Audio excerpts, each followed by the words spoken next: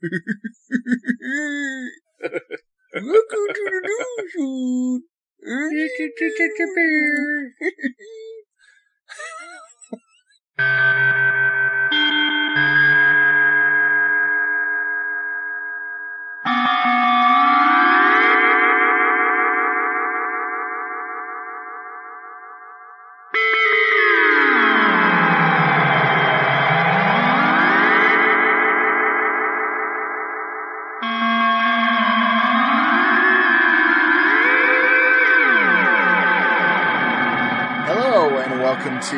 Hello, this is the Doom Show. I am Richard. I'm Brad. And welcome to episode 33. We're in triple digits, y'all. Sort of. Welcome back. We're only a few hundred short. We're getting back to the Giallo this time around. 1972's 7 Bloodstained Orchids. And 1974's The Killer has reserved 9 seats, which is awfully kind of him, or her. Very considerate. Or us. Or them. Yes, thank you for sticking with us during our little break here. We haven't recorded since May, and it's now July. It's our annual summer hiatus. That's right. I had to move into a new apartment, which I think was probably more painful than exploratory surgery in the anus without anesthesia. Right, Brad? Absolutely. I knew you knew about it. I heard about it. I have been doing nothing lately. So, my band played our first show. Why don't you tell us about it? I will. I'm proud. I'm now in a band called Gyro Jets, and we played for the first time ever last Friday night, and it was terrifying. We played at a biker bar in the ghetto at 1:15 or 1:30 in the morning. For some reason, because it was our first show, everyone decided we should headline for no reason whatsoever. So we got to follow all these great established bands and then get on stage and try to play for the first time. It was wonderful. And I wish I'd been there. I know. I could have used some support. But it was very nice. Everyone was very sweet. The woman who owns the place, it's called the Pegasus Lounge. It's a very mythical place. She's very kind. And we even got paid, which I assume was a fluke because the other band I'm in, we never, ever, ever get paid. Ever. You got paid? Really? We got paid. She was asking, whoever came in, she asked them what band they were there to see, and every band gets a point per person. So she divvies up the money depending on the points. Really? Yep. And since everybody was so sweet, and my friend Sam, who plays drums, has so many friends, we ended up getting paid. Nice. I was like, don't get spoiled. We're going to be playing a lot of shows where we don't get any money. But, wow. Yeah, it was fun, man. Impressive. I'm very excited. I'm going to be all freaking crass and self-referential and play some of my band at the end of this episode, because that's how I roll. You should, because it is awesome. Oh, thank you. I am a Gyro Jetian. Oh, hey. Or the Gyro Jet Set. Oh, we're calling our fans Gyro Gems. So there you go. You're a Gyro Gem. I'm a Gyro Gentleman. There you go. That's even better. Our band, Mimsy, when we play a show, all we have to do is bring a boombox and the CD and just play the CD for people and be like, what? We'll rap over it. I know I've told you this, but I'm just going to release this to the public. My friend Carl is an electronic musician. Yes, he is. And he once played a show, and it was just a disc, and he just pretended like he was doing something. I mean, he pre-recorded it, and he's up there sweating it out, working the mouse, hitting buttons and stuff. it was a disc playing. There's a lot of videos on YouTube of DJs exposing fake DJs. Like, they'll be watching a video of somebody scratching or something, and they'll point out all these clues that the person's just playing along to a pre-recorded track. And they'll pause the video and draw arrows to the faders and shit, like, that shit's bullshit, you know, like. So, there's that. Hey, thanks, Internet. Yeah, like that show on Fox where magicians tell secrets of magicians. Yeah, it's just like that. I knew it. I like when go ahead. You have a DJ with a mask on, so no one knows who he is. I will now tell you the greatest secrets of the DJ. They did unmask that magician once. Do you know who it was? Who was it? It was Phyllis Diller. I knew it. Yep, it's all real. You know what? I knew it because I'd seen it in an episode of Scooby-Doo years ago. No, I like when your friend Carl calls me and plays his electronic music for me. It's pretty amazing. Man, he's coming up here next week. Oh, shit. I'm excited. Very nice. So anyway, I've known him 20 years. Anyway, that's my best friend Scott was at the show on Friday, and I've known him for 21 years. Wow. That's crazy. I'm fucking old. Yeah, I'm old. Ugh. And you know what? Our audience is getting old waiting for us to talk about Giallos. Probably. So, anyway, I'm going to play a little piece of the soundtrack to 7 Bloodstained Orchids, one of my favorite pieces of music in a Giallo ever, the opening titles, and then we'll get started talking about this shit, y'all.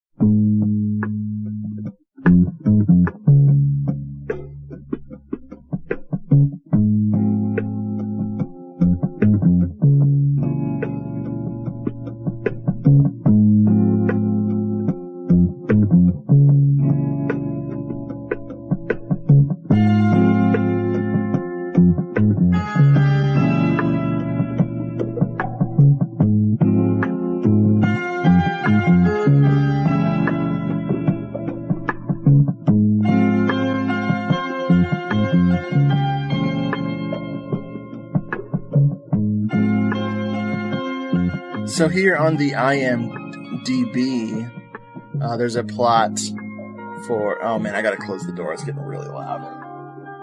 Look at this having too much fun in there. She's watching Center Stage, a movie about ballerinas. Ooh. Yep. I will send a copy for Elizabeth to torture you with, too. Oh, great. Thanks, dickweed. Okay, so here's the plot for 7 Bloodstained Orchids according to the Internet Movie Database. A woman, a survivor of a failed murder attempt by a person dubbed the Half Moon Killer by the police, and her husband must find the connecting thread between herself, 6 other women, and the killer before the killer strikes at her again. Yeah, that didn't help me at all. Oh. No, that didn't even sound like the movie, really. Nope. 7 Bloodstained Orchids, directed by Umberto Lenzi, based on was it Edgar Rice Burroughs? Oh, excuse me, Edgar Rice Burroughs. Based on Edgar Wallace. Is Edgar Rice Burroughs a person? He is. He is the creator of Tarzan and John Carter of Mars. Okay, so he didn't do this Giallo. Okay. No, No. Edgar Wallace wrote the story that this Giallo is based on. So this comes up in a lot of crimi discussions on Google. When you are talking to Google, they'll talk about it. But yes, right. The sort of cute, sort of boring Giulia, played by Uschi Glas, is attacked on a train. And we think she's dead. That's the secret. The police were actually pretending she was dead so that they could go to her funeral and take photos of everybody to see if the killer showed up. That didn't work. Likely story. But yeah, she was going to be How was it? Would she have been the third victim or the second victim? Oh, it's the third because the killer. Third. Yeah, the killer goes and kills some chick's poor old mother first before he goes to the hookers and kills a hooker. What I like about this is it has the hooker bonfires. Yes. Because apparently in Italy it's very cold, and you got to keep them hookers warm and shit. And it's pretty strikingly violent because you get sort of a bloodless stabbing at first for the first crime, and then the second crime is this horrible bludgeoning with a lead pipe. It's very shocking to say the least. And I do find that hooker rather attractive. This is a Lenzi Giallo that is more in the vein of like the Martino Giallos and like the Case of the Bloody Iris, do you think? Yeah. I mean, it definitely doesn't... does this have any jokes in it? This is definitely more of a serious Giallo. No jokes. I don't get a playful vibe from this one. Well, it's where... Yeah, it's more of a, which I mean, I know we're going to talk about Lenzi's earlier Gialli, but this is more of the post-Crystal Plumage Giallo. Oh, yeah, where they're throwing so much stuff at you that there's no way you could solve this on your own. There's so many red herrings. It's fucking crazy. I mean, this movie has a huge cast of characters it throws at you. A lot. Oh, yeah. So when the whole, oh wait, and then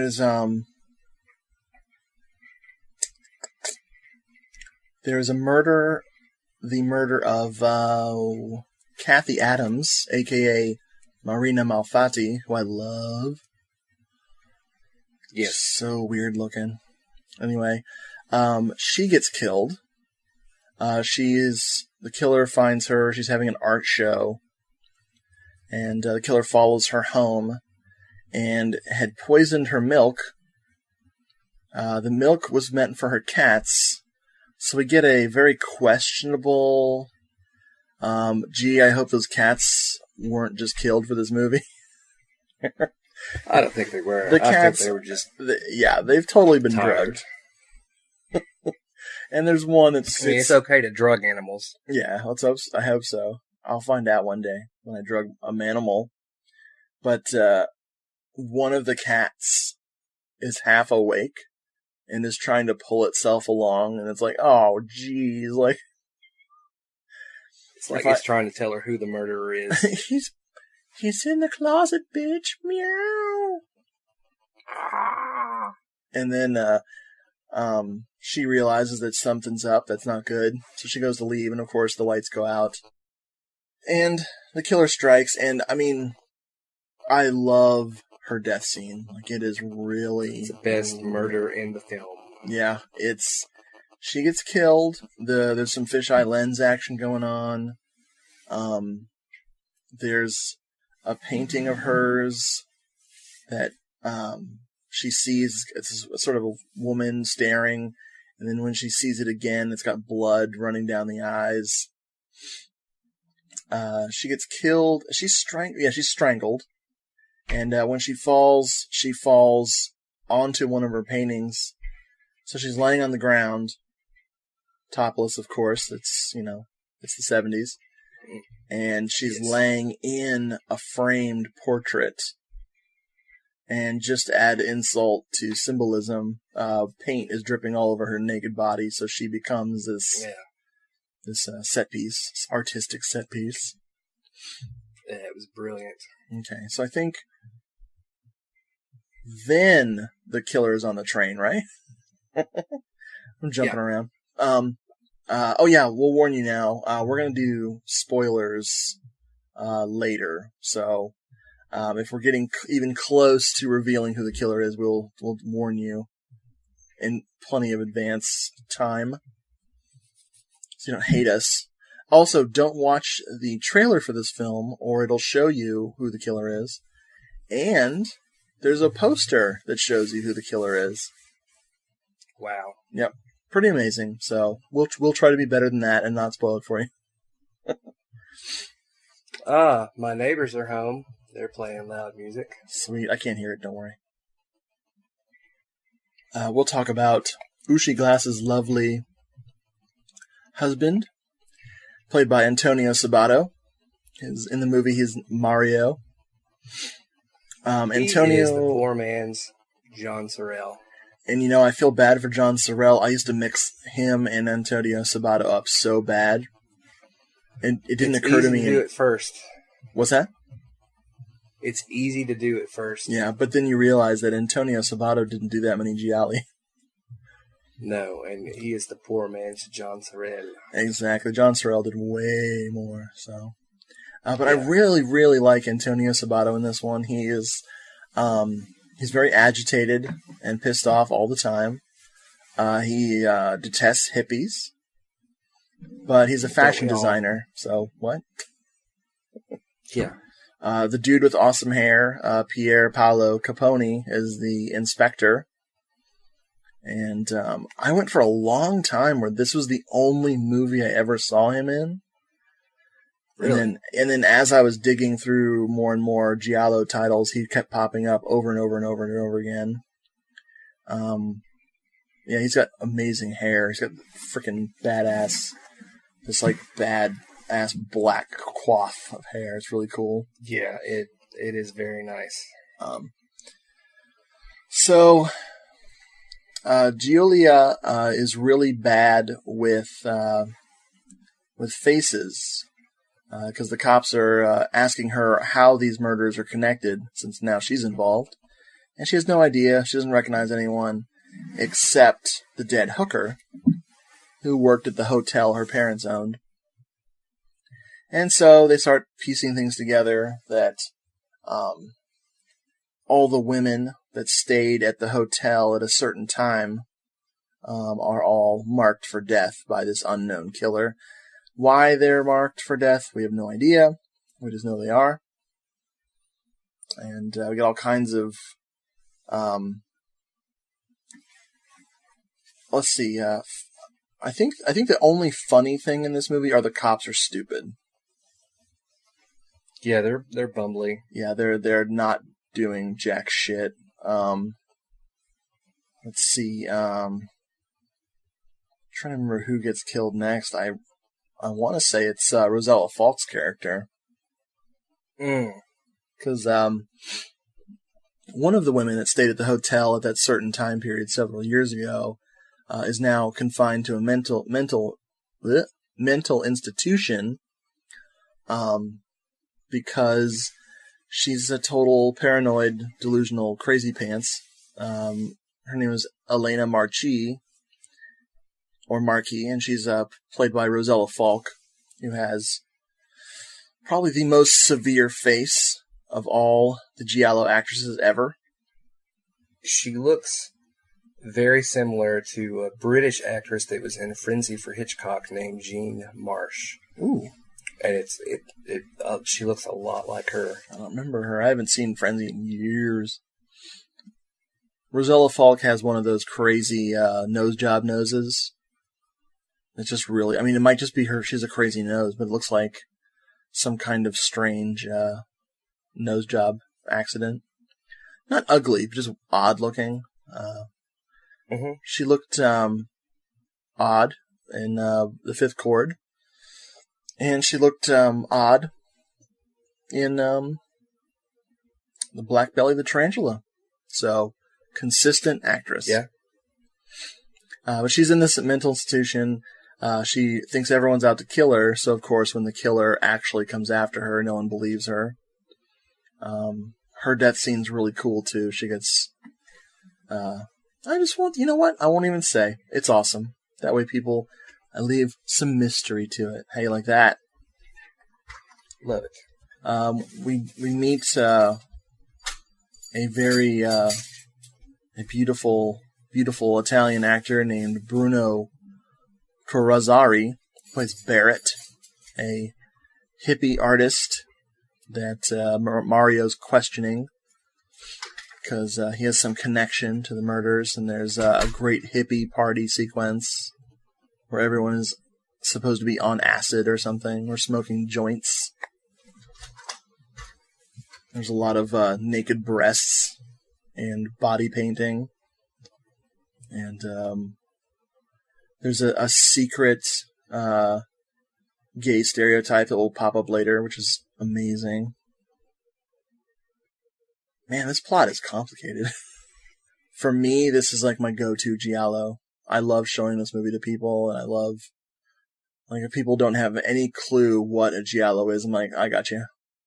There's a guy that Mario meets that is a very silly character. I'm trying to remember his name. He meets this guy who he claims he was staying at the hotel the same time as all these other people. And he actually claims to have a photographic memory. He can remember faces, but not names. So I thought that was a funny parallel between Giulia and him, that they both have crappy memories, but for different things. And there's so many suspicious glances. Like, that guy's a big red herring, too. I mean, fuck it. I'll just let you know now he's not the killer. Because there's already 10 other people who might be the killer. But Mario runs around town meeting people who, at the moment he turns his back on them, they look at him disdainfully. A lot of paranoia to throw you off in this movie. There's some nice atmosphere when he goes to someone's house to investigate a lead, and the house is vacated. It's a really creepy, paranoid little scene. It has a lot of really nice touches. Yeah, I like the cemetery scene where he's looking for a clue there too, and that guy comes up to him and starts speaking Russian. Yeah, he sees this creepy old man in black gloves, a dark suit and hat, and he's like, and Mario gives him a kind of a condescending, like, no, I don't speak your crazy language, fucker. Let's see, just to speed things along, they catch the killer, quote unquote. They get someone to confess, and of course, you know, that's not the real killer. There's also a great death by power tool in this movie that I don't know about you. Yeah, one of the earliest. Oh yeah, like, I don't know about you, dude, but like 1972, that blew my mind. What was that? Oh man. Oh, just this movie. I mean, it's like you said, this is one that you need to show somebody. They're like, what's a Giallo? They're like, this is a Giallo. I'm about to blow your mind. When did you first behold this movie? Like, where does this rank in your timetable of Gialli that you've seen? This is one of the famous honeymoon Giallos that we bought on our honeymoon. Nice. And brought home, and we watched it here at the house. It was an early, I've got the Shriek Show, which I guess is probably the only one you can get here in America. But yeah, it was an early one. It was like the tail end of the early Giallo watching. We'd already seen The Black Belly of the Tarantula, The Strange Vice of Mrs. Ward, The Case of the Bloody Iris. So this came kind of towards the end of the beginning. What about you? Yeah, this, when I really, really got heavy into Italian horror and I started buying up movies, I was buying up lots of zombie movies, and I was buying up all of Argento's stuff. Anything that had the Shriek Show label on it was pretty much fair game. And I got this one thinking it was just an Italian slasher. Like, I sort of wasn't aware of what Giallo meant at the time when I got this one. And I got this at the same time I got My Dear Killer. And that set with Case of the Bloody Iris and the other ones. And it really, really just blew my mind. Like, I fell in love with this movie. I will talk more about another thing I really love about this movie when we get to the spoilers later. Maybe we'll do the spoilers for both movies at the same time. Okay. Hey. But yeah, this is an early one for me, and I've lost count. This might be my 10th or 11th viewing. I can't even tell you, because I'm trying to think. I just want to see when this DVD came out. I'm still getting used to my new keyboard setup here. It's probably my 4th viewing. Oh wow, this DVD's way out of print. All right. What's it going for? You can buy it for $65 used. Yeah, this came out in 2003, so this probably came out pretty close to when I started really getting into Giallo and Italian horror, so it was perfect. Perfect. See, I bought it in 2008, so you'll have more time with it. Yeah. Oh, yeah. No, let me say, Uschi Glass, yes, a German actress. Mm-hmm. She was in the excellent Krimi, The College Girl Murders, and she was in some other stuff. And she looks to me like Jessica Simpson. Wow, good call. Yeah. The first time we saw it, I'm like, this girl looks like Jessica Simpson, but she's not stupid. Or a genius. I'm going to say something controversial here. Marissa Mel, other than possibly this movie, and definitely in Danger Diabolic, where she's super hot, I don't find her that attractive in other films that I've seen her in. She always looks tired and old. Ouch. You know, I find her interesting looking. Mm-hmm. But I don't really find her attractive in anything. Danger Diabolic, I think she's definitely attractive. That's probably where her body was, like, perfect. I mean, like, perfect.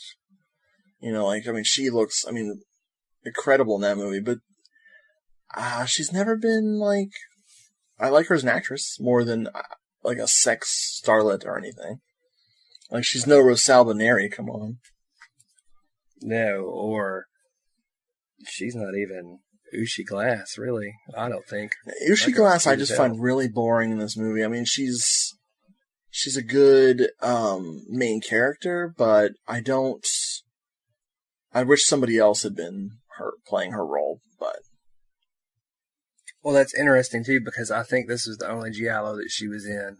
Yeah, well, that's the thing. This movie wouldn't have been made without German money, and that's, right. When they put a German starlet in the movie to sell it overseas. So.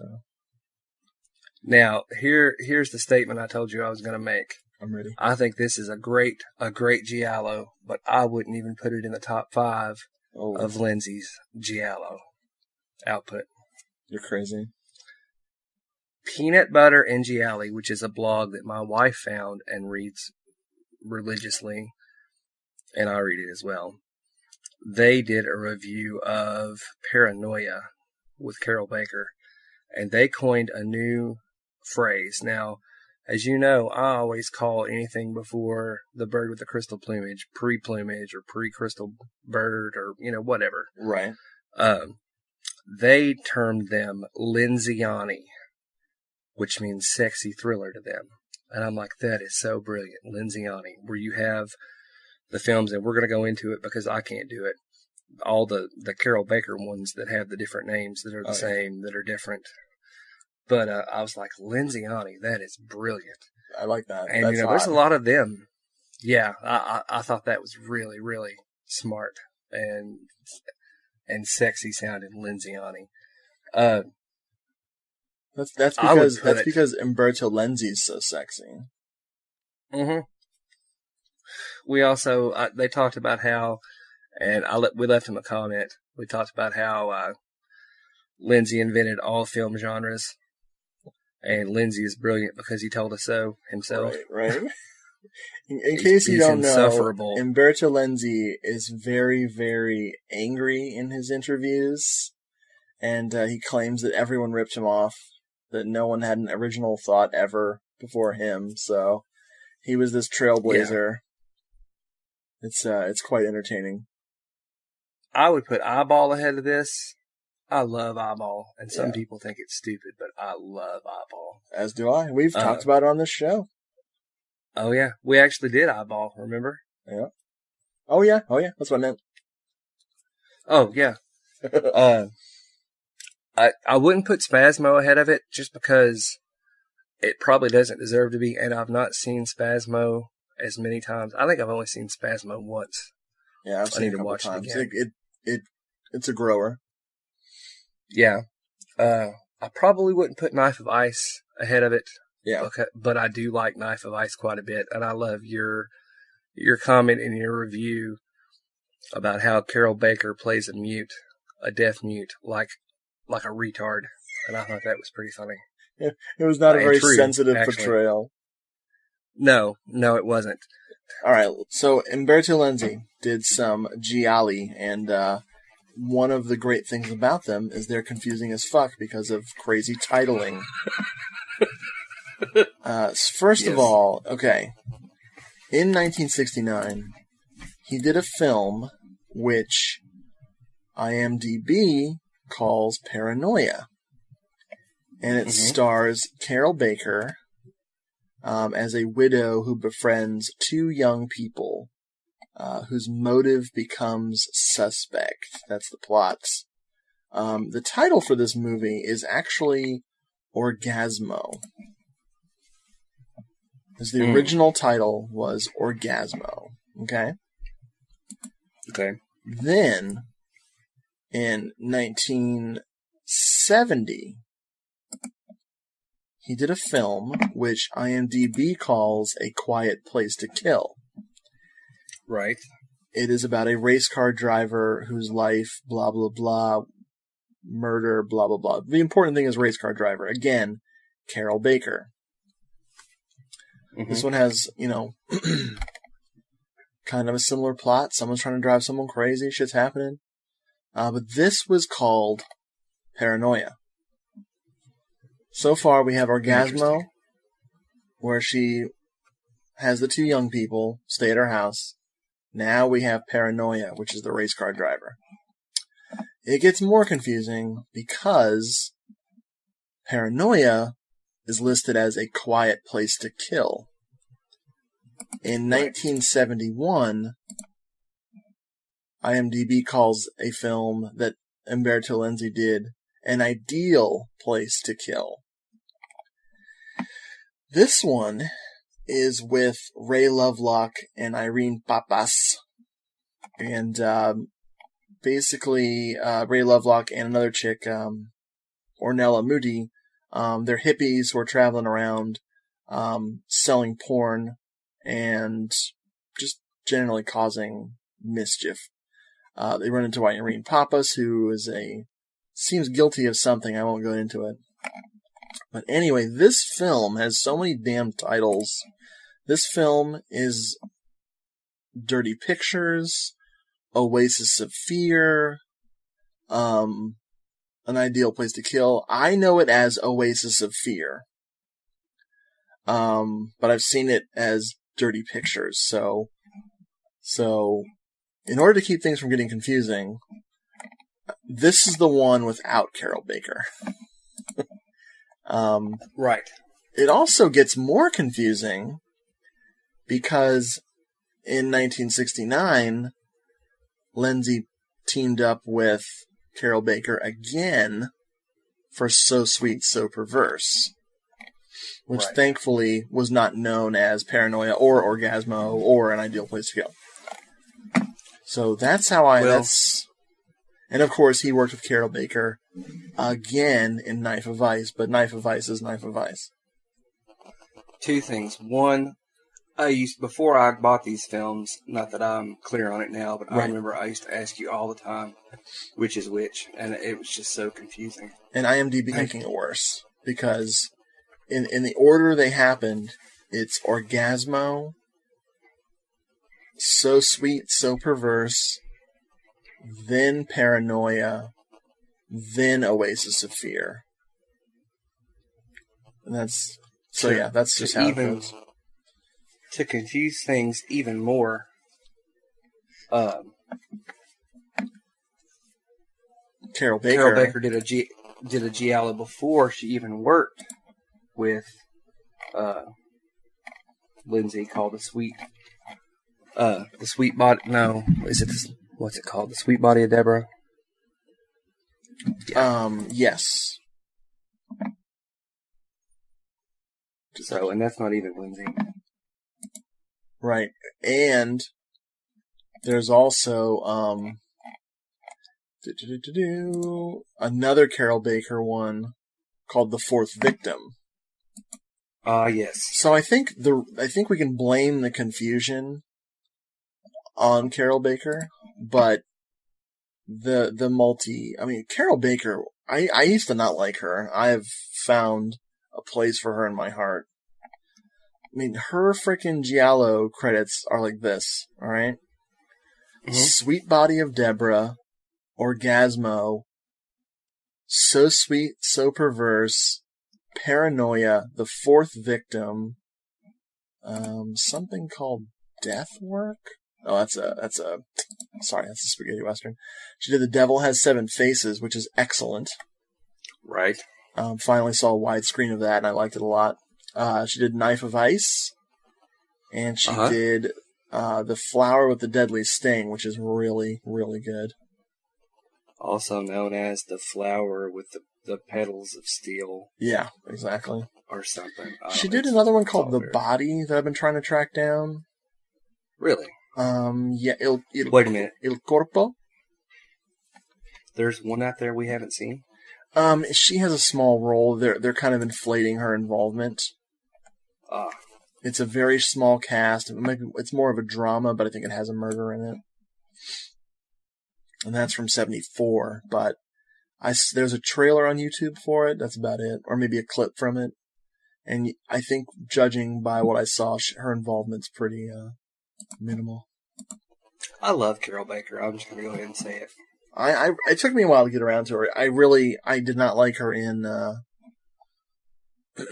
I did not like her in Knife of Ice a lot. Mm-hmm. I really didn't like Knife of Ice very much to begin with, and I really didn't like her because, like you were saying, she plays a deaf person like a retard. It's so fucking true. Yeah. So yeah, let's get back to freaking Umberto Lenzi's Giallo real quick. Freaking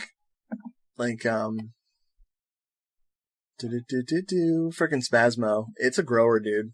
Like, I think I've watched Spasmo twice, maybe 3 times, and it gets better. It somehow has a vibe quality to it, like that Euro horror vibe that sneaks in, and it's a frustrating movie because it's intentionally weird and intentionally misleading, but it delivers, and it has another actress in it that I'm not very fond of. It has Susie Kendall. Susie Kendall. I'm okay with Susie Kendall. I don't like her at all. I don't hate her. I think the in movies with her, the less she's on screen, the better. She's another one that kind of looked old. Pretty quick. Oh yeah. Maybe they were doing the Franco Nero thing because Franco Nero was really baby faced, so he instructed his makeup man, his personal makeup man, to always make him look older than he was. That way, people would be like, "Oh, Franco Nero, you look so young." Really? Yep, it's a true story. Franco Nero is a genius. He is. But yeah, getting back to the freaking Eyeball. Oh my god, Eyeball. Listen to our episode, very early episode of the show where we talked about Eyeball. Love it. I came around to So Sweet, So Perverse. Oasis of Fear, still not growing on me. Orgasmo and Paranoia. I don't like those very much. Paranoia being the one where she's a race car driver. Oh, man, and Orgasma being the one where she's got the two young people staying with her. There's just something missing with those. I do prefer Paranoia. Just seeing her in that race car is fucking genius. It's just so awesome. But yeah, why don't we take a break, a real one this time, except it's fake. A fake break, and we'll come back after we hear some of the soundtrack of The Killer Has Reserved 9 Seats. We'll talk about it.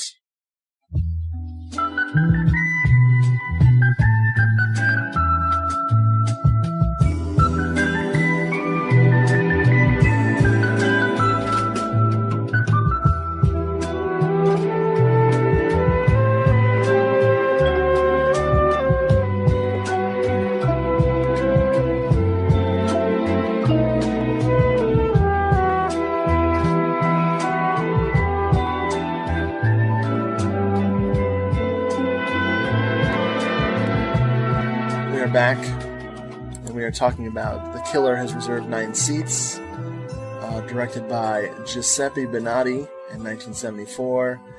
It was his last directorial movie. Mm-hmm. He didn't do a whole lot of stuff, so that's okay. Am I on the Italian IMDb? Nope. You're on the stupid IMDb. IMDb, for some reason, has the, plot synopsis in Italian. It doesn't have it in English on the English IMDb. So I can't tell you what this movie's about. Sure you can. Leah just brought me some water, so I'm getting all excited here. Okay.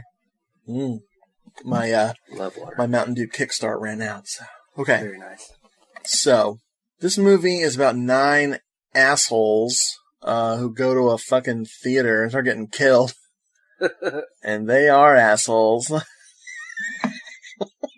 What a bunch of shitty peeps. A producer, / rich guy named Patrick Davenant, played by Chris Avram. He brings them to this old theater to show it off because it's in his family.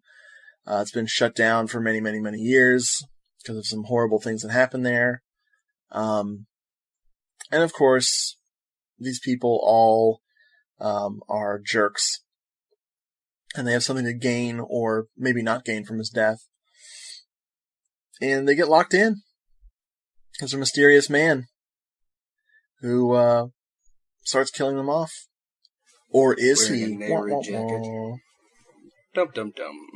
So yeah, this one I had heard about for a long time in the Blood and Black Lace book, but I could never find it. I finally got the same day we got it from Cinema de Bazaar. I found a download online.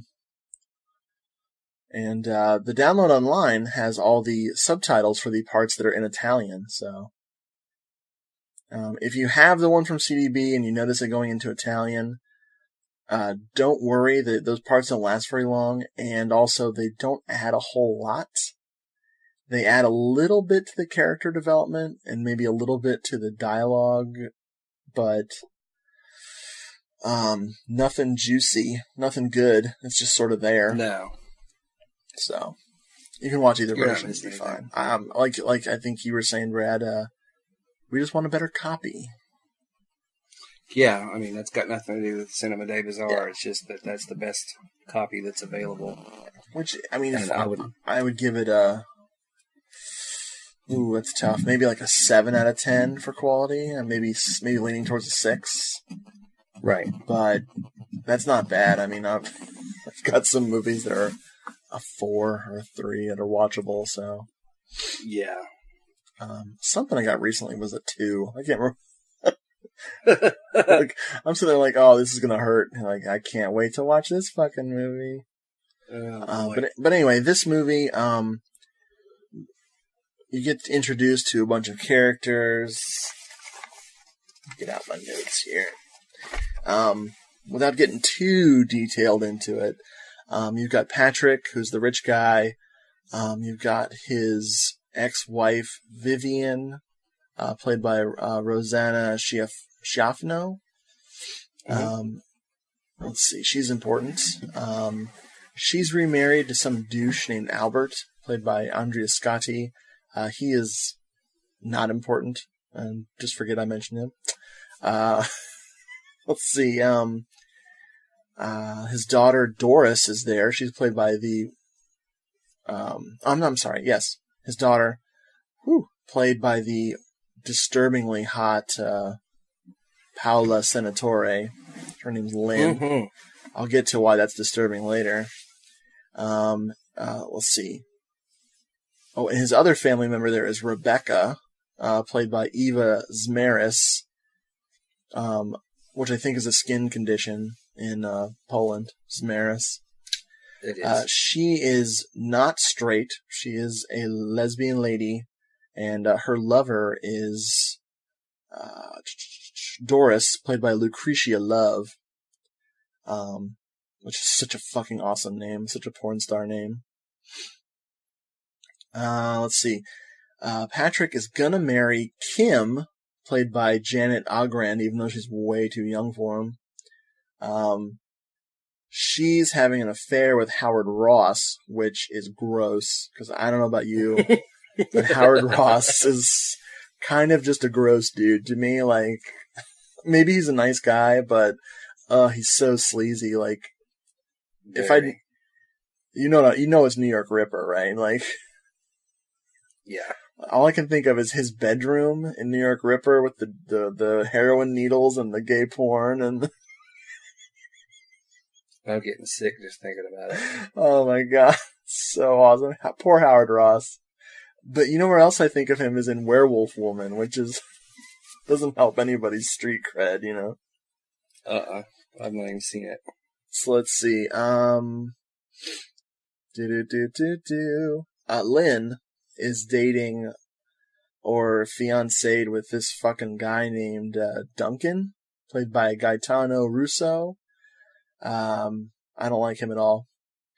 So some of these people, Howard Ross is a painter. His character is a painter. Everybody else are either actors or are involved in theater in some way. Patrons of the arts. And basically everybody's broke and they're all freaking leeches, just bleeding Patrick dry. And he's like, he seems okay with it. Totally, whatever. You guys are awesome. So they're in the theater, and Kim is performing a scene from Romeo and Juliet, and when she dies of stabbing herself with a dagger, she really dies because someone stabs her with a real dagger. And then we see the creepiest frickin' mask, also the weirdest mask I've ever seen in a Giallo ever. Oh my god, it's like, I'm trying to describe it. God, it's so horrible.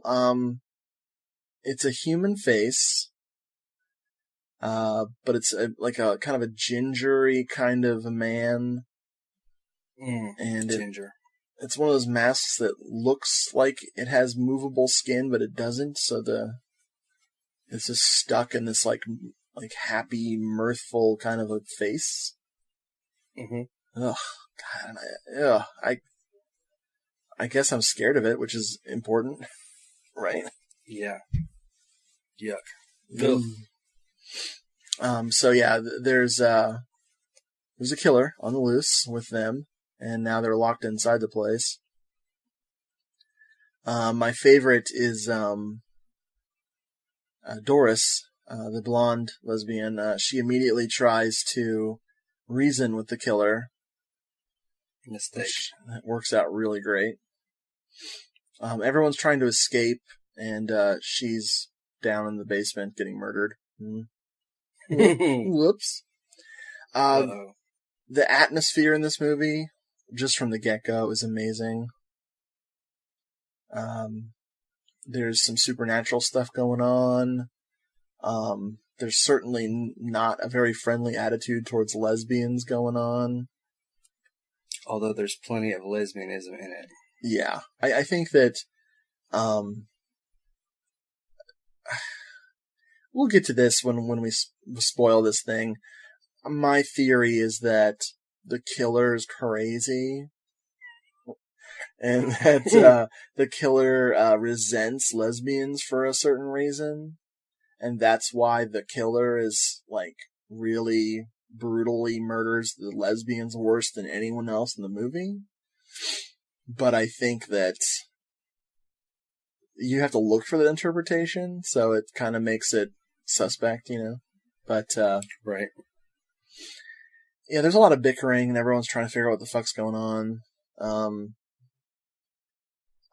There's a great shot of a person pretending to be a mannequin that I loved. Man, that was creepy. That was so creepy. Like the two lesbian ladies are walking through, and the one girl screams because she sees a man standing with these mannequins. And he's right there. You can plainly see that it's a gentleman, like, staring at her. Mm-hmm. But they do a great cut where the brunette goes in and is like, no, just a mannequin, and pulls the hat off, and it's just a mannequin. And they did it so well that I expected the mannequin to grab her. You know, it was really good. It was really good. Let's see. I'm trying to think of what else exciting happens. They do meet the mystery man, played by Eduardo Filippone. He is this awesome throwback-looking guy, and he looks very 60s, but I think he's supposed to look like 1600s, you know? Mm-hmm. He's wearing a Nehru jacket. Yeah, exactly. He looks just like a guru from the 60s or something. But there's a lot of Shakespeare thrown around in this. There's a cool scene where... Is. What's that? There certainly is, yeah. Yeah, there's a lot of supernatural stuff where there are disembodied voices. And at one point, Duncan tries to record the voice, and when he plays the tape back, it's blank. Mm-hmm. So there's some weird shit going on here. And I love that. I love Supernatural Gialli because they pretty much go against everything that Gialli were about for so long. Because they are always set in the real world with no supernatural. There might be plot holes, but, you know, rarely were they ever just blatantly supernatural. Mm-hmm. Let's see.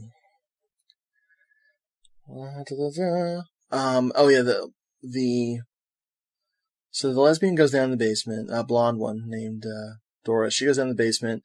The killer strips her and then knocks her down and then, like, crushes her stomach and chest, like, just crushes her torso with some, like, piece of set moving equipment and leaves her there, which was pretty brutal, except then when her lover finds her later, he strips her down too, slaps her around, and then stabs her repeatedly in the vagina.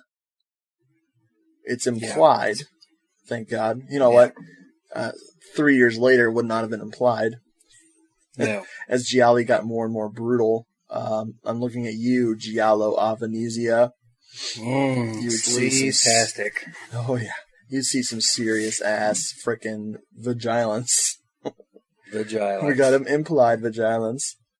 And after he's done doing that, he crucifies her to this same set piece dealing, which comes up later when he displays them as a tableau to scare everybody. And it works. It worked, bro. And of course, we've got crazy lesbianism. We've got some serious vagilance. What else do we need, Brad? What else do we need, Richard? We need incest now. Yes, thank you. Okay. Who ordered the incest? It's here. Paula Senatore, the lovely lady playing Lynn, of course is in love with her dad, Patrick.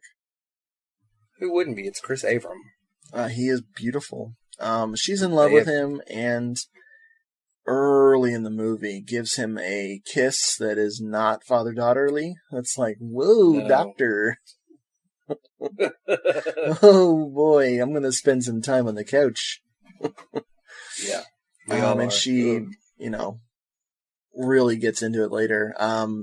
As people are dropping like flies, and she goes crazy because Duncan gives her some pills, which is another great thing. It's like we have crazy lesbianism, we have vagilance, we have incest. We also need some fucking drugs. Woo! I love this movie. They get high on some pills. I don't know what the pills do. Maybe it's, I don't know, fucking Special K. I don't know. Quaaludes. I don't know what those kids are into. She immediately puts on some disco music on a boombox, gets naked, and starts dancing, which is my favorite scene in the movie. And her dad walks in and is like, what are you doing? She's like, I want to be happy. I don't want everyone to be dead. And I don't want you to be my father anymore. Kiss, kiss, kiss, kiss, kiss. Gross. I just know how she feels. Anyway. Let's see. What else can I talk about without spoiling this shit? There's a legend in the theater, of course, that 100 years ago, 9 people were trapped in the theater and murdered. Well, there's a poster hanging up that details the way everyone is dying. Oh yeah, it's like a family tree of death. I'm trying to think if there's anything else we could talk about without spoiling. I mean, obviously we're going to talk about the actors and stuff. Well, I've read a bunch of reviews of this too, and of course the obvious touchstone is 10 Little Indians in a theater, but it's nice. Much more than that, I think. And they always everybody brings up $5 for an August moon. Ooh, that's a good comparison. Yeah, and looking forward to Stage Fright. True. Kelly Salavi. Nice. But I think the biggest star of the film is definitely the theater itself because it's huge and it's just so atmospheric. Yeah, it's Here beautiful. you are in 1974 with an Italian slasher film. The killer is wearing a mask. This is before Halloween. Before, a lot of the same year as Texas Chainsaw Massacre. So, I think that it's probably overlooked, if nothing else, for that fact, Right. And it seems like a lot of the reviews I read were not very complimentary, and I think it's underrated myself. What do you think?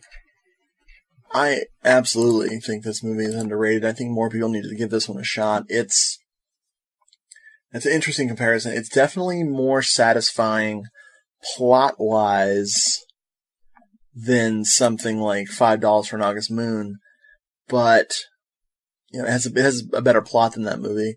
But then it's not as straightforward as something like 10 Little Indians or Stage Fright, where Stage Fright's a weird ass movie, but it's very by the numbers kind of plot. This is just weird. This has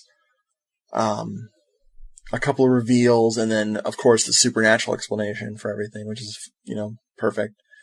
I really, really am taken with the atmosphere as far as, the combination of the music, the beautiful theater, and just, the dreamlike quality, that whole inescapable nightmare kind of a thing. That's cool. And then you just go into the bowels underneath the theater, and shit just gets worse and more nightmarish, and it's just we'll spoil all that shit when we do our spoiler section.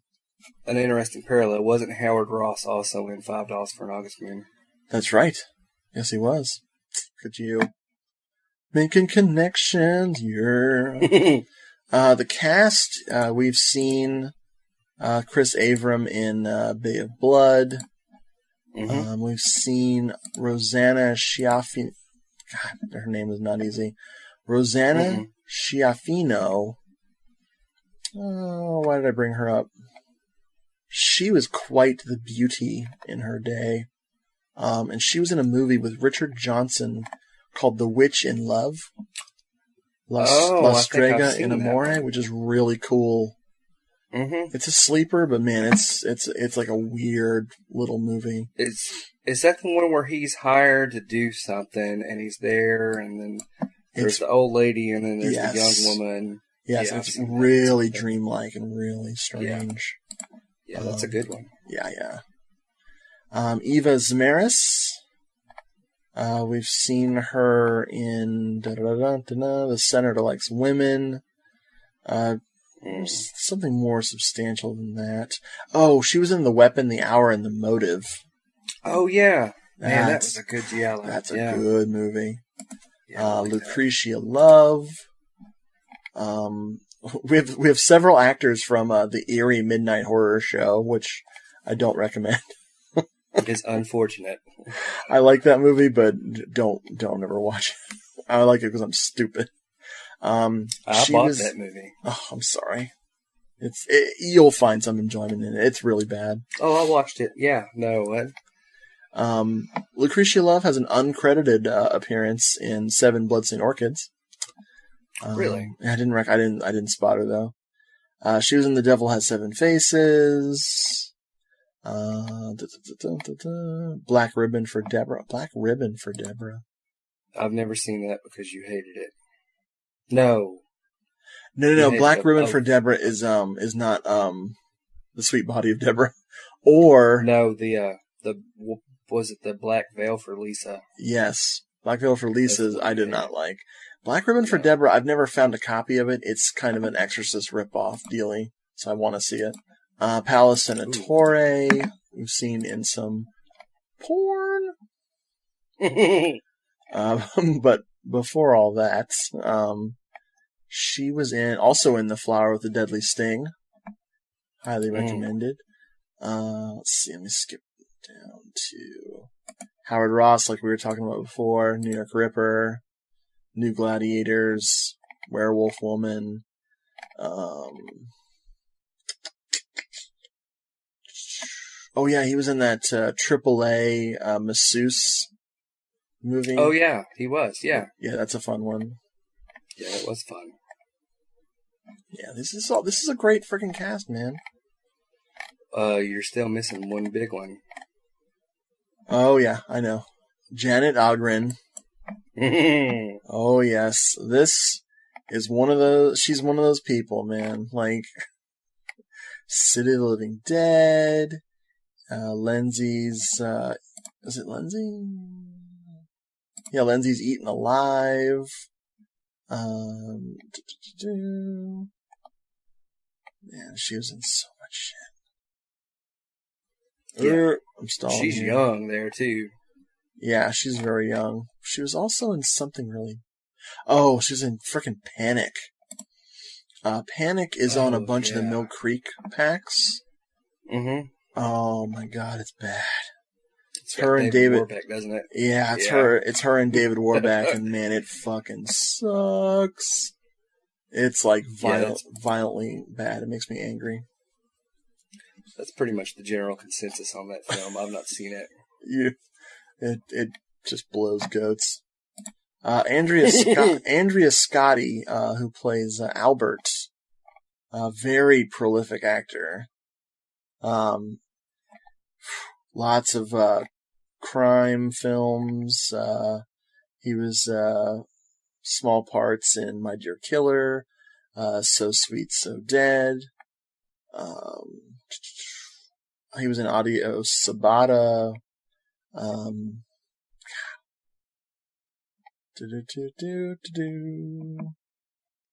He's just one of those. Oh, and he was in Werewolf Woman. Jeez, God, I love Werewolf Woman.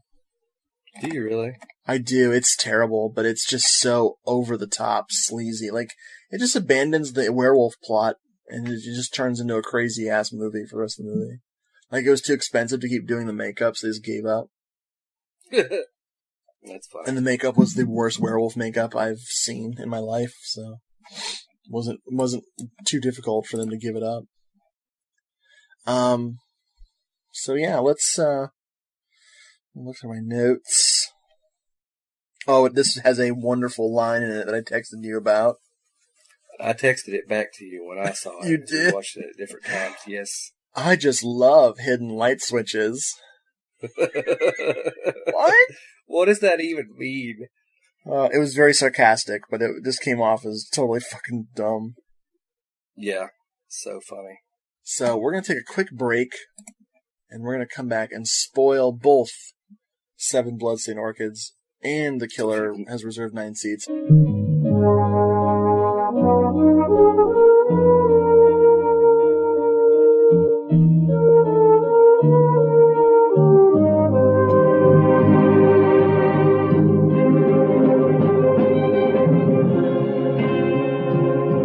Okay, we're going to now do the spoilers section of the show. So this is spoilers for both movies, 7 Bloodstained Orchids and the frickin' 9 seats for a killer to tickle your fanny in, or whatever.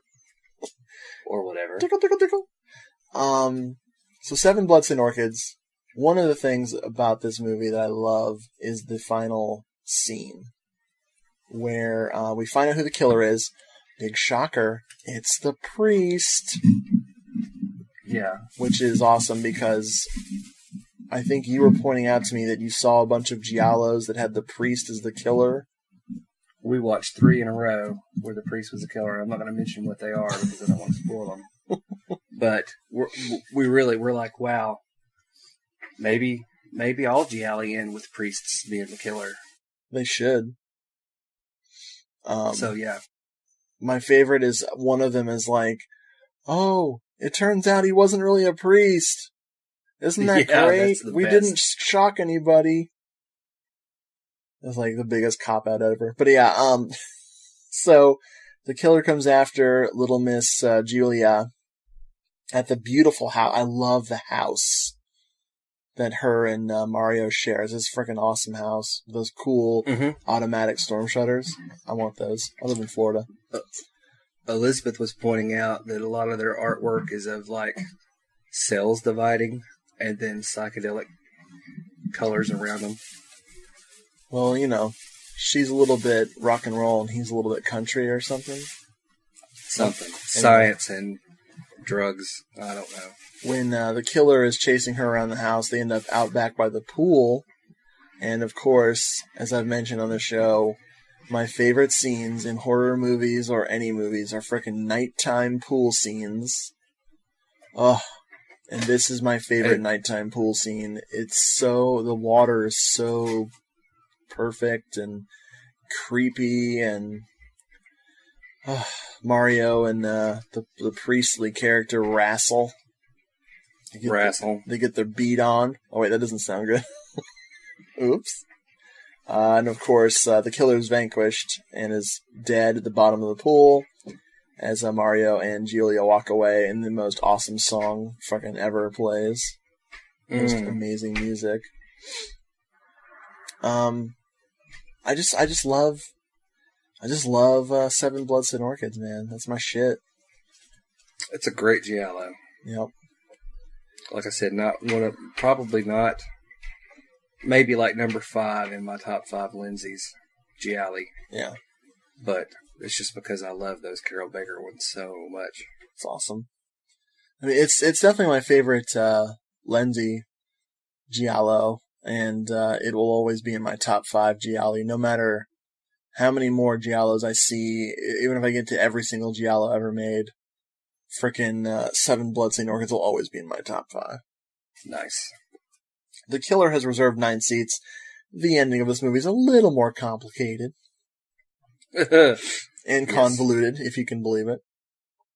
It turns out that Lynn and Duncan are conspiring to get rid of her dad so they can have his money. Hold on, I have a coughing fit. They were actually killing several of the people and making it look like... God, was his name Patrick? Patrick. Thank you. And making it look like Patrick was doing it in the hopes that he would just go insane and actually start killing people, which worked, because he tries to kill Vivian, his ex-wife. He tries to stab her in that place where people die instantly in their brooches. Right. He stabs her right in the brooch by accident, of course. Poor plan. She, believe it or not, Vivian gets away. I love that. I was so glad that Vivian wasn't killed too. Like, she just gets out, leaves. But Duncan and Lana, who are still locked in the place, they actually start to very stupidly descend down into the basement of the place. Mm-hmm. Where you discover what's in the bottom of every theater, which is a tomb. And of course, there's fresh graves for all of them and everything. Fresh tombstones, their names on it. And you just get the impression that they're going to hell. Mm-hmm. Because everything's all fiery and shit. And there's a prophecy, like, the mystery man talks about some weird prophecy that was foretold about the Devenant family or whatever, about their incestuous love ruined the family, caused a curse, blah, blah, blah. I mean, this was my third viewing, and I still don't quite get it. Well, let me ask you this. Do you get the feeling that they were all doomed, they were all dead as soon as they arrived? Because no one could even remember who thought it was a good idea to go. That's a good point. No, I hadn't thought of that. I like that. The way I felt was that they were all dead as soon as they got there, and maybe dead before. Like in the car, the movie opens with them all in their cars, right, going. And I just felt like maybe they were all doomed except for Vivian. Somehow she got out of it. That would explain the graves and how they're already tombstones, their names on them and shit. Well, it's confusing because Patrick's like, it was me, I did all the killing. And you're like, oh, it was him. And then his daughter and her boyfriend show up and they're like, no, we did the killings to try to make you think that you did them. What? And you're like, oh, okay. And then the Nehru jacket guy shows up in the tomb and he's like, I was the mastermind behind this entire scheme, thank you very much. And you're like, okay. And then Vivian gets out and just walks out into the sunshine and she's saved. And you're like, I don't know that I quite understand, but I did enjoy it. The film's strength is its atmosphere, I think, really. Yeah. I would love to see a cleaned up version of it. I would definitely buy it. Yeah, let's see, what's that company? Raro Video. Maybe if they put it out. If they can put out Murder Obsession, which I love, they can put out this. They should have John Lovitz do an audio commentary. That would be as the critic. Something. There you go. Okay. The one thing I wanted to mention about the lesbian violence, like how the two lesbian characters seem to die the most horribly in this movie. They really do. The only thing I can think of is that if Patrick is the killer of those two, which I'm not sure if did it pan out with, was he the one who killed because he kills the one girl pretty brutally, but then he really kills his sister. The sister, Rebecca, dies really badly with vigilance. All I can think of is that he was bitter because she was a lesbian, like he was ashamed of her or something for being gay and lashed out ultra violently on her, but I'd have to watch the movie again to see if it was even him that was supposed to have killed her. I'll have to go back and watch and see when the tipping point was supposed to be, when he was the killer. If you can figure it out. Yeah. I don't know. Hey, there's an assignment for next time. Not like I need an excuse to watch this movie again, because I like it. Right. But even though, I mean, if you have to put that much thought into it, it's just some sleazy bullshit. Like, there's always those, like, there's very few gay characters that aren't stereotypes in these movies. Right. So when you choose to kill those stereotypes, it's bad. But then when you choose to kill them worse than everybody else, it's like, what are you trying to say here? This is society, man. Oh. No, you go ahead. one of the tropes and one of the things that people really enjoyed about Giallo, it was rich people who are shits getting their comeuppance, and right. people really enjoyed that, and that this movie really follows through on that promise, because a lot of these people, the 9 reserved seats, are not very good people, really. No, they're all scum. Yeah. So, I mean, you've also got that, and I don't know, it's kind of odd in a way that they would attack gay people, because usually they're too busy attacking the Catholic Church, Yeah. And since the Catholic Church, hypocritically pious people, they go after them. Yeah, exactly. And Not in this movie. The Catholic Church, was against gays. There should have been a priest character. Oh, there should have been a freaking priest character. That would have been great. Yeah. Father, do you want to see the church? Or not the church, the theater with us? Yeah. The one thing I forgot to go back to was the gay character, the gay stereotype from 7 Bloodstained Orchids. Barrett. Oh, yeah. Who's one of the big red herrings, the hippie dude. Mario comes back to question him again, and he's all fucked up on drugs.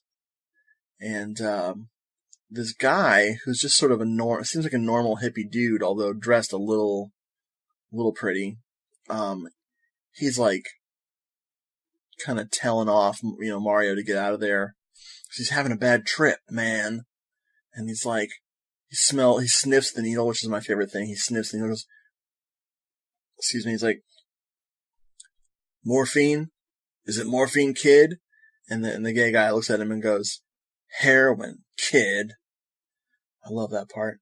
But the reason that it's just so stereotypically gay is that he shoves the gay guy, and he falls down, and he lands on like a little like a ottoman or whatever the fuck, and he looks at him with like this, like, oh, you bitch, like.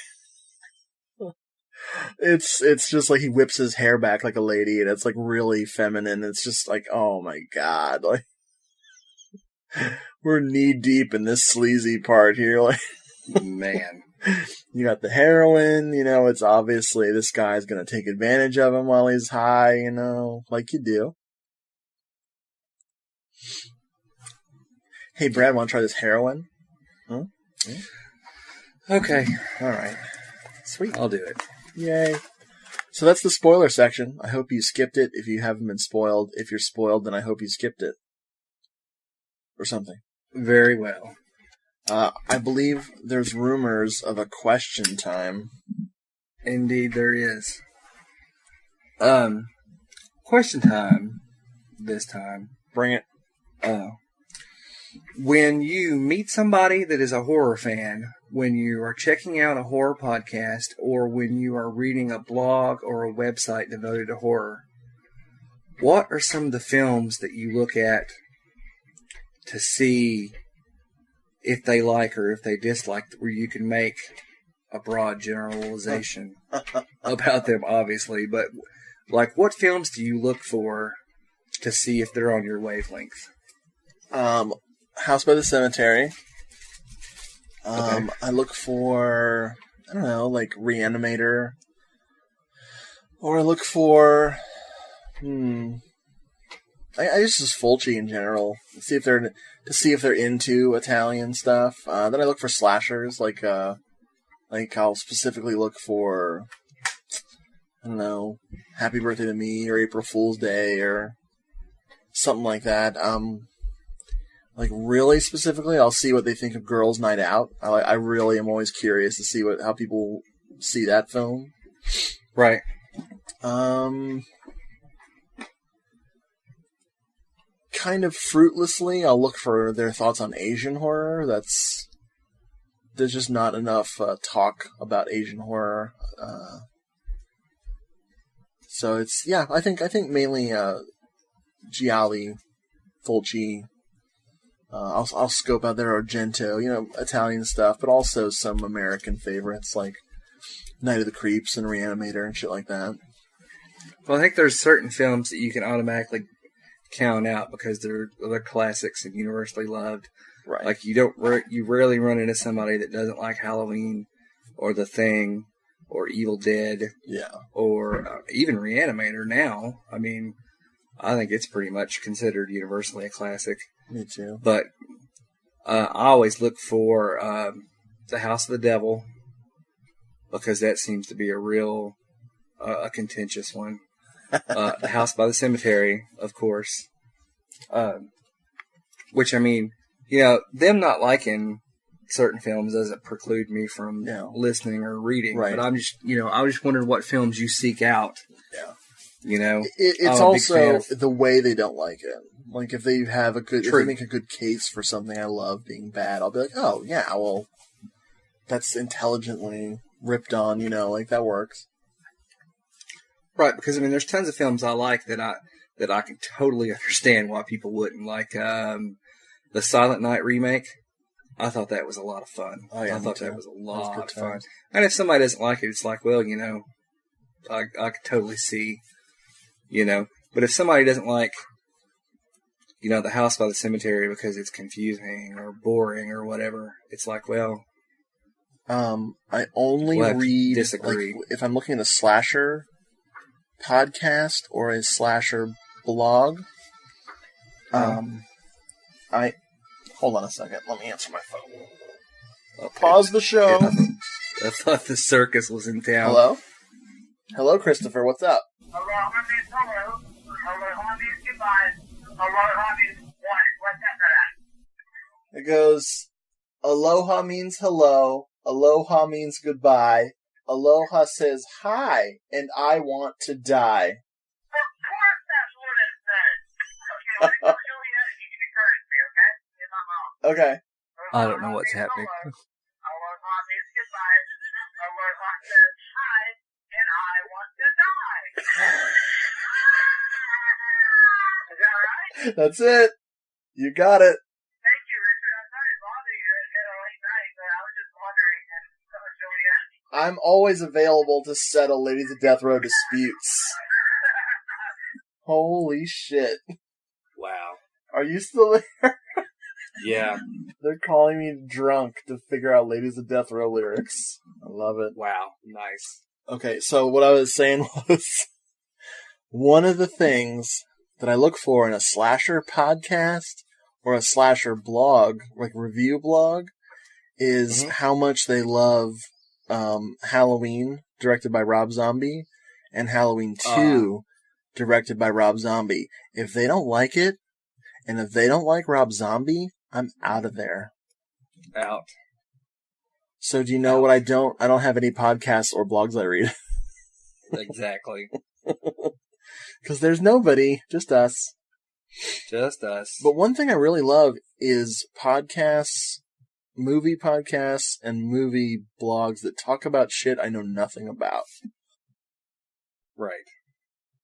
Like, I'm really bad with the Universal monsters, and I'm really bad with a lot of, like, 50s B movies. So, I love blogs that cover that stuff. I'm also bad with Hammer. I mean, I've seen a lot of Hammer stuff, but I don't know, so I like reading about that shit. I like reading about cult movies that I would never watch. Let other people sift through all the crap and get to the good stuff, Right. So, yeah. That's what I look for. That concludes this week's question time. We did it, and we got totally interrupted by a crazy phone call. Holy shit. I didn't even know what was happening. It was total insanity. I barely could figure out what they're doing. So, yeah, I thought it was maybe your grandma calling.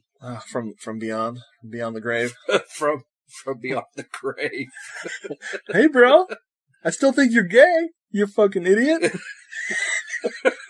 Thanks, Grandma. Oh, let me tell you the story. Okay. Do it. So, my uncle went on vacation last week and left my brother in charge of my grandmother. And my brother is a kind of a brusque kind of guy. Well, he gets a phone call from my aunt saying, no one can get a hold of me, Ma. And the people that bring her food, they beat on the door, and she never came to the door. And they called her like 50 times, and I've called her 50 times. So maybe you need to go over there and check on her. And Ben's like, okay. So I tell Ben, I'm like, well, I'll call her, I'll call a bunch of times to try to see if I can get a hold of her. So Ben's walking out the door, and I'm calling on speakerphone, and she answers. And I'm like, hey. And she's like, who is this? And I say, well, this is your oldest grandchild. And she says, well, I see that you've abandoned me. I'm like, she's fine. But I told Ben, I'm like, what if you get over there and she's dead? And Ben's like, I'll never hear the end of it if she's dead. I'm like, what if you get over there and she's naked? Ben's like, I would rather her be dead than naked. I'm like, what if you get over there and she's naked and dead? Ben's like, if she's naked and dead, there's going to be 2 bodies laying there. Oh man, that's cold. I love it. Yeah. So, my grandma, she's like, I see you've abandoned me. I'm like, she's fine. She's doing great. She's wonderful. Yeah. So yeah. What are we doing next? I think I know what we're doing next. I think you do, and I think you should tell the fine folks listening. Well, ladies and gentlemen, we've covered Mario Bava. We've almost completely covered Lucio Fulci. It's about time that we started talking about the bad boy of Italian horror, that naughty little scamp, Fabio Frizzi. Frizzi. What's his name? Dario Argento, that guy. That's right. Dario Argento. We're going to do the only logical thing. We're going to start our Dario Argento series, Part 1, with his 90s movies. We're going to talk about Two Evil Eyes. We're going to talk about Trauma. We're going to talk about the Stendhal Syndrome and his greatest achievement, Phantom of the Opera, all in one episode. Oh, boy. Yep. Start with the best and work your way down, right? Yeah. We've been planning a Dario Argento series for a long time, but Jeffrey over at Nessun Temore is doing a late period Argento blogathon, which is going smashingly. You can pretty much blame Jeffrey for my idea, because I was reading through his stuff, and I was like, okay, I know how we can start this Argento shit. It's going to be awesome. What's funny is that I was like, why don't we start up the Argento series? Because in my mind, and I'll tell you what I told Elizabeth here in a second, but in my mind, I was like, I've got that new Shameless DVD of Four Flies on Grey Velvet. I recently got Cat of Nine Tails on Blu-ray, and I've got the Blu-ray of Crystal Plumage. Right. And I was thinking, I really want to watch those. And if I mentioned this to Richard, he'd be like, yeah, let's start with the Animal Trilogy. So then Elizabeth gets in the car, and I'm like, well, I've screwed myself. And she's like, how? I'm like, oh, I mentioned to Richard we should start the Argento series. She's like, oh, that's great. I'm like, no. I'm like, he wants to start with Trauma and Phantom of the Opera and Stendhal Syndrome and Two Evil Eyes.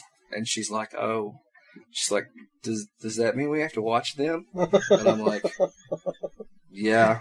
Oh, yes. Yeah. Yes.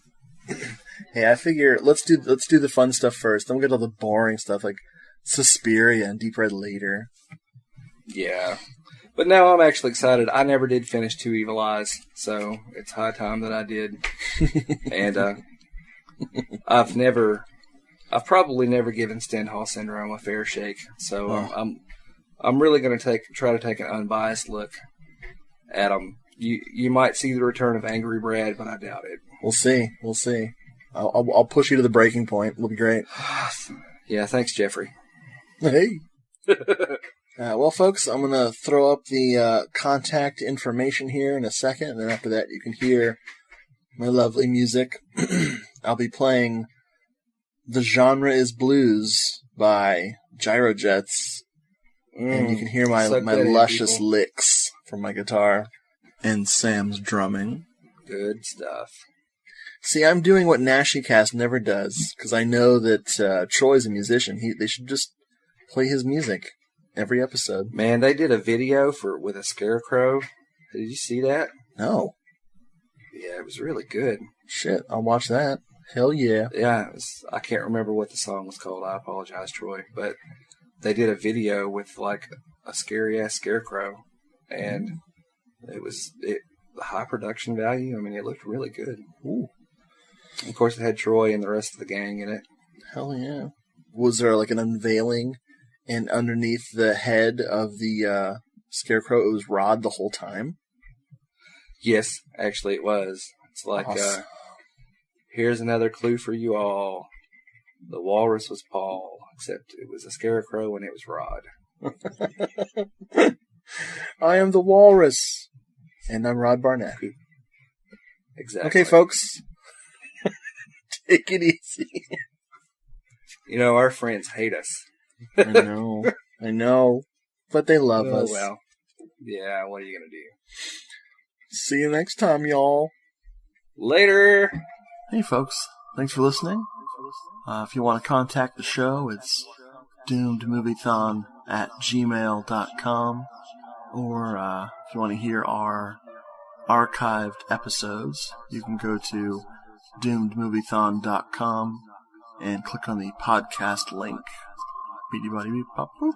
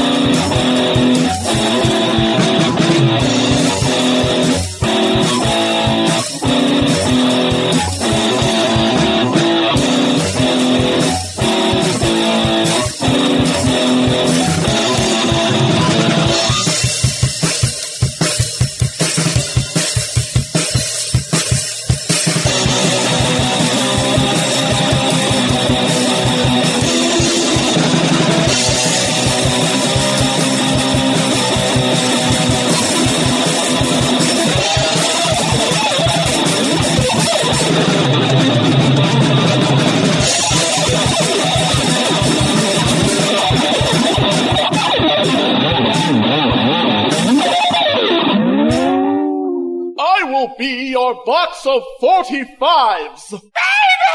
Baby!